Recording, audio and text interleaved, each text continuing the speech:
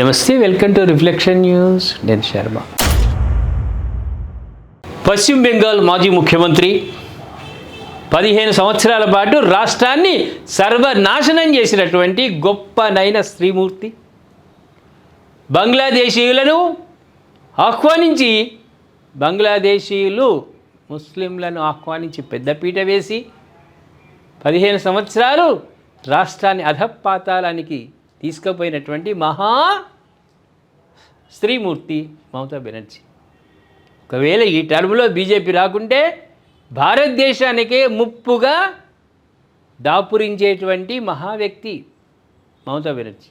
కాబట్టి ఆ ముప్పు నుంచి ప్రజలు, పశ్చిమ బెంగాల్ ప్రజలు మన భారతదేశాన్ని తప్పించి వాళ్ళకి ధన్యవాదాలు చెప్పాలి. అయితే ఈమె ప్రెస్ మీట్ పెట్టింది. ప్రేక్షకులారా, ఏదైనా ప్రెస్ మీట్ పెడితే ఎట్లుంటుంది? ప్రెస్ వాళ్ళు అందరూ అట్లా కూర్చుంటారు, టేబుల్ దగ్గర ఈమె కూర్చుంటారు, మాట్లాడతారు. ఈపు వలుగుతుందేమో అని. ఎందుకంటే వీళ్ళ కార్యకర్తలకు వీళ్ళకందరూ జరుగుతున్నాయి సన్మానాలు, ఏడివైనా తోముతున్నారు. అట్లే ఈపు వలుగుతుందేమో. మళ్ళీ ప్రెస్ వాళ్ళల్లో ఎవరైనా నచ్చని వాళ్ళు ఉంటారు కదా, ఈమె పరిపాలన గొప్ప పరిపాలన కదా, మళ్ళీ ఎక్కడ ఈపు బాలు కొడతారు అని ఆన్లైన్లో ప్రెస్ మీట్ పెట్టింది. ఇద్దరుసారి బీజేపీని కనుమరుగు చేసే వరకు విశ్రమించరని చెబుదాం. పశ్చిమ బెంగాల్లో నిన్నే కనుమరుగు చేసిర్రు. రెండోది, నీతో గెలిచిన ఎమ్మెల్యేలు, ఎంపీలు అయిపోయింది, నీకు వీడుకోలు చేసి వాళ్ళు వెళ్ళిపోయిర్రు. నువ్వే అసెంబ్లీకి రాకుండా నిన్నే కనుమరుగు చేసిర్రు. ఇక నువ్వు బీజేపీని కనుమరుగు చేస్తావు, బీజేపీని ఏం కనుమరుగు చేస్తావు? అంత ధైర్యం, దమ్ము ఉందా? సప్పుడేకు కృష్ణారామని జపమాల పట్టుకొని ఇంట్లో కూర్చొని జపం చేసుకోక. జనగణన పేరుతో ఎన్ఆర్సీ అమలుకు కుట్ర అని ఆరోపణ. అన్నపూర్ణ భండార్ పథకంపై ఇచ్చిన హామీని నిలబెట్టుకోవాలని డిమాండ్ చేస్తారు. మొన్ననే కదా గెలిచింది, ఎందుకంత తొందర? అంతే. ఓటర్ల తొలగింపుపై సుప్రీంకోర్టును ఆశ్రయిస్తానని వెల్లడి. సార్, అది జరుగుతుంది కదా ప్రేక్షకులారా. దానిలో నేరుగా సుప్రీంకోర్టే పర్యవేక్షణలో జరుగుతున్నది, సుప్రీంకోర్టు ఆదేశాలతోటే జరుగుతున్నది. ఎందుకంటే వేరే దేశం నుంచి ఇక్కడికి వచ్చినటువంటి వాళ్ళ తోకలు కట్ చేసి, వాళ్ళ ఓట్లు కట్ చేసి, నిజమైన భారతీయుడు తాత ముత్తాతల నుంచి ఇక్కడే ఉంటున్న వాళ్ళకు మాత్రమే ఇస్తున్నారు. అందులో ముస్లింలు కూడా ఉన్నారు, క్రైస్తవులు కూడా ఉన్నారు. పూర్తి వాళ్ళని తొలగిస్తలేరు కదా. ఎందుకు భయం నీకు? అదే గైడెన్స్ కదా, సుప్రీంకోర్టు గైడెన్స్ ప్రకారమే జరుగుతున్నాయి కదా. మళ్ళీ నువ్వు సుప్రీంకోర్టుకు పోతే చివాట్లు పెట్టింది నీకు తెలియదు, మర్చిపోయినావు. ఎలక్షన్ అప్పుడు చివాట్లు పెట్టలే నిన్ను. నువ్వే సర్వేకి వచ్చిన వాళ్ళను నువ్వు బంధిస్తేవి, ఉరుక్తివి నువ్వు వాళ్ళ మీదికి. ఒక ముఖ్యమంత్రి హోదాలో ఉండి ఉరుక్తివి చెంగులు చెక్కుని, అవి తెలియవు, మర్చిపోయినావు. నువ్వు సుప్రీంకోర్టుకో అంత పెద్ద కోర్టుకో నీది ఏ జల్లదు, ఉట్టిదే. బీజేపీని అధికార పీఠం నుంచి దించే వరకు తన పోరాటం ఆగదని ఆమె తేల్చి చెప్పారు. ఏంటి నిన్నే పడబెట్టిరు ఇంట్లో సప్పుడే ఒక మూల కూర్చొని. పశ్చిమ బెంగాల్లో నువ్వు దేశాన్ని ఏమో చేస్తావు బీజేపీని. సోమవారం ఆన్లైన్ వేదికగా నిర్వహించిన ఒక కార్యక్రమంలో పాల్గొన్న ఆమె బీజేపీ ప్రభుత్వంపై తీవ్ర స్థాయిలో విరుచుకోబడ్డది. నీ బొందా, నేను చేసినా ఉట్టిదను. రాష్ట్రంలో అధికార మార్పిడి జరిగి 4 నెలల్లోనే బీజేపీ అసలు స్వరూపం ప్రజలకు అర్థమైందని ఆమె పేర్కొన్నారు. అవును, అక్కడ దేవాలయాలు నువ్వు మూత వేసినటువంటి, నువ్వు తాళాలు వేసిన దేవాలయాలు తెరుచుకున్నాయి.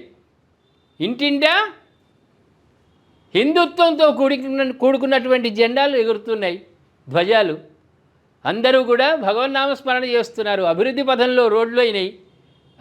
షాపులు మూసేసుకున్నారు నీ భయానికి, నీ తోటి ఉన్న వాళ్ళ భయానికి, రోహింగ్యాల భయానికి షాపులు మూసేసుకునే వాళ్ళు ఇప్పుడు తెరుచుకొని బిజినెస్ చేస్తున్నారు. బిజినెస్లు ఎన్నో అభివృద్ధి కార్యక్రమాలు అక్కడ నడుస్తున్నాయి. ఇవన్నీ కనిపిస్తలేవు మమతా బెనర్జీ. నువ్వు బొంద పెట్టలే కదా, నిన్ను ఇంకా బొందలు పెడితే కనిపించవు కానీ నిన్ను బొంద పెట్టలే కదా, ఇంకా ప్రాణంతో ఉన్నావు కదా, కనిపిస్తలేవు అవి. 4 నెలల్లోనే నీకు ఆగమైపోయిందిలే. అదేవిధంగా ఇటీవల జాదవ్పూర్ విశ్వవిద్యాలయంలో ఏబీవీపీ వామపక్ష విద్యార్థి సంఘాల మధ్య చోటు చేసుకున్న ఘర్షణల వెనుక బీజేపీ హస్తం ఉందని ఆమె ఆరోపించారు. అవు కమ్యూనిస్టు వామపక్షాలది ఏంది, వాళ్ళది ఏంది? లౌకికవాదం అంటారు. హిందువులకు ఏదైనా అన్యాయం జరిగితే రారు మాట్లాడుతందుకు. వాళ్ళు లౌకికవాదం అంటే ఎవరికి ఏ ఇబ్బంది కలిగినా ముందుకొచ్చి ఆదుకునేటువంటి తత్వం ఉండాలి. వాళ్ళదేంది? వన్ సైడ్ నడుస్తారు వాళ్ళు. కమ్యూనిస్టు వాళ్ళకు ఆర్ఎస్ఎస్ వాళ్ళకు పడుతుందా? ఎక్కడైనా పడుతుందా? మరి దీని వెనుక నరేంద్ర మోదీ వచ్చి స్కెచ్ చేసినాడు.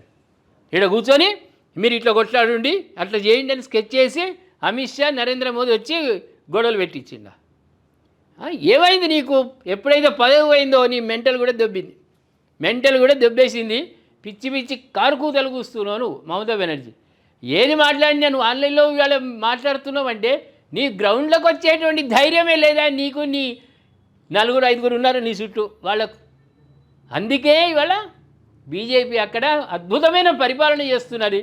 రేపు ఎవడైనా కూతలు కూస్తే బుల్డోజర్లు దింపి వాడి కొంపలు ఊలగొట్టుడే కాదు, వాడి మీద యాక్షన్ తీసుకునేటువంటి దమ్ము అక్కడ పశ్చిమ బెంగాల్లో ఉన్నది ముఖ్యమంత్రికి. కాబట్టి ప్రేక్షకులారా, ఓడిపోయానన్న భ్రమలో భ్రమేం కాదు, ఓడిపోయింది బాబు. ఇంట్లో కొంపలో కూర్చుంటూ పెట్టారు. ఆమె చేస్తున్న మాటల గురించి దయచేసి మమతా బెనర్జీ మాటల గురించి మీరు కామెంట్ రూపంలో తెలియజేయండి.